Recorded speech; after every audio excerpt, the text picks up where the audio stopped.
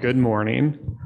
Before we get going, I want to say that I will multiple times during this whole ordeal, I'm going to confuse the word economy, ecology, and ecosystem because I just cannot split the three things out of my head. So if I say it, I always mean ecosystem. Just know that it might come out as economy or something that kind of sounds like it. So to start, I didn't have Amy do my bio because more often than not, when people hear my bio, they end up taking me more seriously than I take myself. So my background is I'm an ex-attorney. I have no background whatsoever in psychology. I have nothing in sociology. And by and large, I didn't really see myself as either an intellect or academic growing up. I was always witty, but I had ADD, and I have a fairly severe ADD condition. And when I was younger, I had a lot of learning problems as far as being able to get through classes. And, I went to a decent undergrad, and I was always kind of a class clown who couldn't sit still. And then when I was in my early 20s, I started getting treated for it.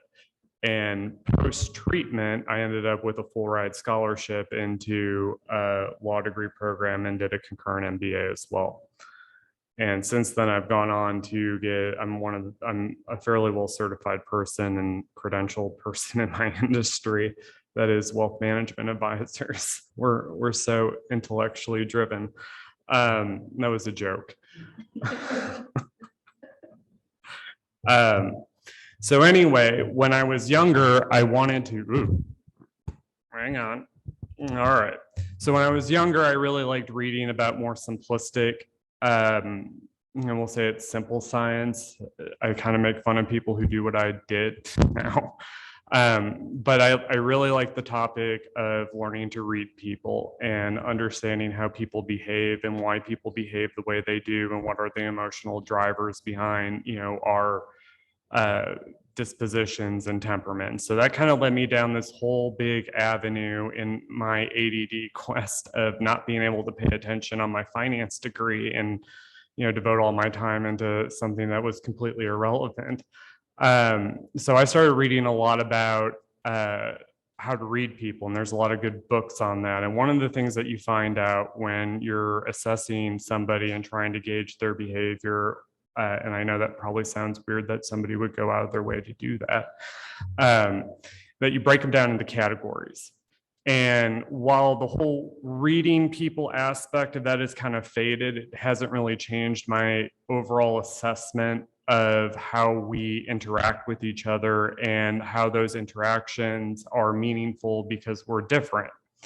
So one of the things that I've really clung to is Myers-Briggs, and that is, some people, they kind of don't really like Myers-Briggs very much because it puts them in a box. And there's a lot of science to go against it as well. But from a reading people standpoint, I think there's a lot of merits to it. A big part of that, though, in that you see reoccurring themes in this, behavioral science area, if you could call it that, is this concept that there's really 4 different types of people. And the 4, not so much, Myers-Briggs categorizes everybody into 16 different types of people, right? And then there's 4 higher groups, and then they're broken up into 4 subgroups. So 4 times 4 is 16.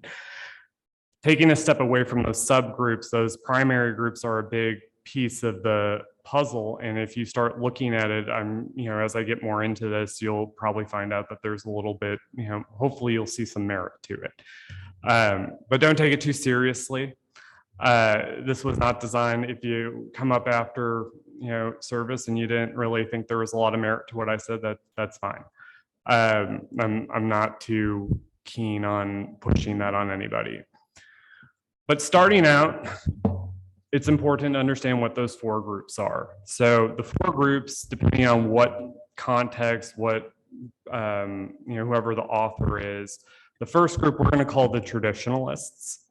And the traditionalist group, or guardians, has been used by another group. And then there's one that associates them with Greek gods and, whatever god of, blah, blah, blah. So the traditionalist group, the fundamental idea behind it is that these are people who very much so live their life in the present moment. They are sensory in nature, so they like to operate in the world of the tangible and what is the here and now. They tend to be very, very go, and they also like to have decisions made.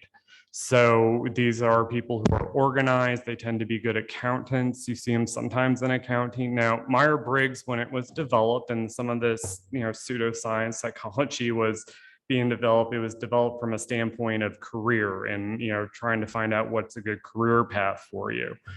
That's not how I'm applying it today. I'm applying it more in the sense of this is how we interact as a society with each other, and that there's just different types of people, and it's important that we all interact with one another. So this group of people tends to be traditional. They tend to be guardians or keepers of old ways. They tend not to like to move from whatever their core constructs of their belief systems are. So if their parents were diehard Christians, they are diehard Christians. That is how they were raised. They're not really too inclined to change. The reason for that, if you read some of the theories behind it, is because they don't put a lot of thought into things, and they like those decisions, those big core values to be decided upon, and not having those decisions made gives them a lot of anxiety. And it's necessary to have these people in the world because they are productive. They accomplish a lot in a day. Compared to me and my personality type, where we spend a lot of time musing and thinking about things and wondering about the ways of the world, these people are very well accomplished, and they do things in a way that, gets the job done. Cops are a very core example of where I see this most rigorously. As far as where you find these people, I find cops to be the most common. And this is just from my own observation, because it's law and order, and a lot of their job is sensory by nature, where you're paying attention to what's going on around you and you need to be attentive to it. And the next group of people are my personal favorite outside of my own group. I like myself more than everyone else. But the next group, they're called different category, again, different authors call them different things. So you have they're called artisans by one metric. The other one is experiencers. These are people who are hedonistic in their mindset. They like to play, and they like pleasurable experiences. They're very in the sensory mode of thinking. And they tend to be more open-minded, though, and less responsible. So than the traditionalist counterparts. Collectively, and one of the things that I've noticed, and that from the books that I've read and from my own observation, is that these two groups make up about 85% of society, between the two of them, being either somebody who is experiencing life through play, or somebody who experiences life through social responsibility and obligation. And very frequently they end up married to one another, which is, it has its own set of dynamics. But it does indicate to me that there is this drive and this desire to see the world from a different standpoint, because of the degree to which these two groups interact, and to branch out a little bit.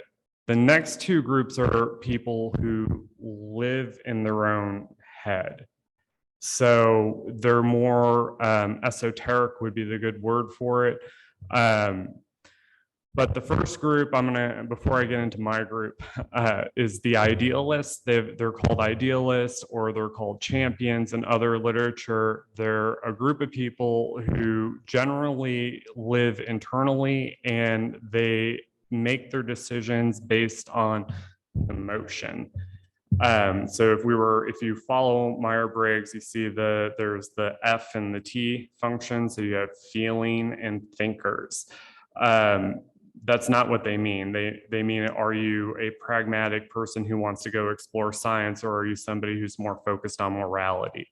So the intuitive feeling people, or, they're morally centric. They're people who believe very strongly in a cause, and they are categorically the most likely people I found to reject Myers-Briggs and just absolutely despise anything that would ever put them into a box. So there's a lot of them who go to UU. But that's the other group. The last group is the rationals, and I am a rational disposition. It is people who live in their own head and prefer logic over emotion. The key takeaway to that is that we also occupy, I gotta back up.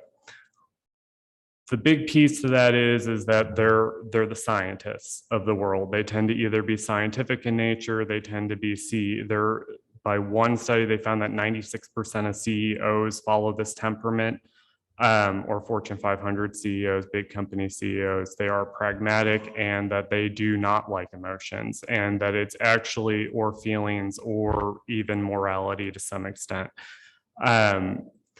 And the gist behind all of this is that we need all types of people to function in society. And as we have become more and more polarized in our politics, and as COVID has shut down lines of communication, something that I've noticed is that people aren't interacting with people who are different from themselves, at least on this level. And getting away from the political side of it, even internally within, this is a very liberal group of people. I hope nobody takes any offense to that. Looking at how those groups sort themselves out now, I see it being very polarized toward, I want to hang around with people of my kind, or people of the kind that I most like, I most enjoy spending time with. In the context of this, with within the liberal communities, we have more of the intuitive, thought-provoking, internalizing people, and that I see a lot of the divide in these groups as being, you have the morally centric people who are very driven by their feelings, very driven by what they believe to be right, and then you have the more scientific group of people, and that they are moving away from each other as well. And a lot of this, I was going to go into a big thing about how I don't really like woke politics, but because they reject a lot of scientific concepts. But a lot of this has to do with this mindset that I see cropping up of what is and is not a toxic person. Because what I found is what people are defining as toxic in today's world is just people who do not perceive the world the same way as them. And that these traits, my core belief being that these traits are innate and that they're not going to change. I'm never going to be a morally centric person. I just don't think that way. Now, morals are important to me. That's why I go to church. But in my life, I care more about acquisition of knowledge. I care more about, my study of pseudosciences. I'm obviously joking about all that, right? It's a joke, haha. But in trying to come together a little bit and understand that not everybody's going to like your opinion on something, and that it might not shine through. I mean, I see this trend right now with a lot of the more moral, we'll say this idealist group, and people who tend to side with the idealist group on things. This absolute rejection of the notion it's not the rejection of the notion, it's embracing this idea that we can never hurt somebody's feelings. And coming from a world where I see a lot of people in my category, the rationals, simply avoiding society altogether and avoiding social interactions, particularly lately, because there are two things we don't like. We don't like stupid and we don't like emotional. And it seems like that's pretty much the world we live in. You always have to pick a side, stupid or emotional. I don't like any of them. So I see a lot of this going on, and maybe maybe I feel like I'm completely out to lunch on that, or maybe you think that that's not how it is, but that's definitely the way I perceive it. Um, and I kind of wish that people would get a little bit more in tune with the idea that if feelings get hurt sometimes, and that's just part of the world we live in. Um, and that's necessary for maintaining balance. So why is there this, my thoughts on why we need balance is that I'm seeing it starting to crop up in areas where we shouldn't have these issues, where it looks like we're just avoiding one part of society that has, like answers to things. So recently, there was a proposal from the Democrats to implement what is effectively the Ministry of Truth, where we're trying to figure out who gives what information and who's correct on things, and having some sort of government control over, or confines around what is said, who's right, whose story is good. And I think that there's a better way to do that. I think that if we propose, if we have people, if we have people who want to listen to the groups of people, listen to experts is kind of where I'm going with this. Follow the groups that, follow the rational groups on, what is and is not scientific reasoning. So that's what I got today.